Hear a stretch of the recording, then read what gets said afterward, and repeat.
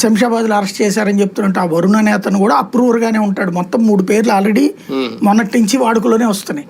వాళ్ళ ముగ్గురు అప్రూవల్ అనేది అదేంటి తెలుగుదేశం అనుకూల సోషల్ మీడియా వాళ్ళు ప్రొజెక్ట్ చేసుకొచ్చారు. అంటే అది ప్రీ ప్లాన్ స్క్రిప్ట్ అనేది అర్థమైపోతుంది. అందుకనే జగన్ కూడా ప్రిపేర్డ్గా ఉంది అలా. ఓన్లీ కాన్సెప్ట్ అలా నేను చెప్తున్న పాయింట్ అలా ఇక్కడ పొలిటికల్ డెసిషన్.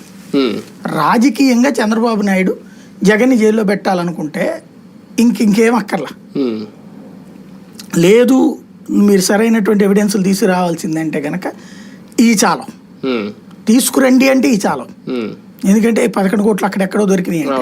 ఇప్పుడు వీళ్ళు కూడా శ్రీనివాస్ దగ్గర దొరికిన డబ్బులు ఆయన అన్నారు అంతే కదా. అలా పిఎస్ శ్రీనివాస్ దగ్గర దొరికిన డబ్బులు స్కిల్ డెవలప్మెంట్ కేసులో డబ్బులు అన్నారు.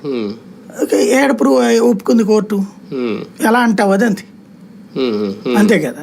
రెండవది ఇంకో పాయింట్ ఏంటంటే గవర్నర్ ఓకే చేయాలి.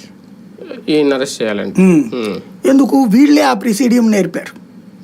గవర్నర్ ఇది ఉండాలి. అవసరం లేదు అని వీళ్ళు అరెస్ట్ చేశారు అనుకోండి, చంద్రబాబు నాయుడు ఏ కాన్సెప్ట్ మీద వెళ్ళేటప్పుడు గవర్నర్ అనుమతి అన్నట్టు అదే కాన్సెప్ట్ ఇక్కడ మరి ఏదైనా అడుగుతారు కదా సుప్రీంకోర్టులోనైనా సరే.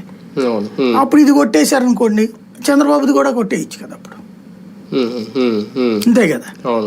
ఆ కాన్సెప్ట్ అంతా చర్చకు వస్తుంది, మళ్ళీ మొదటికి వెళ్తుంది.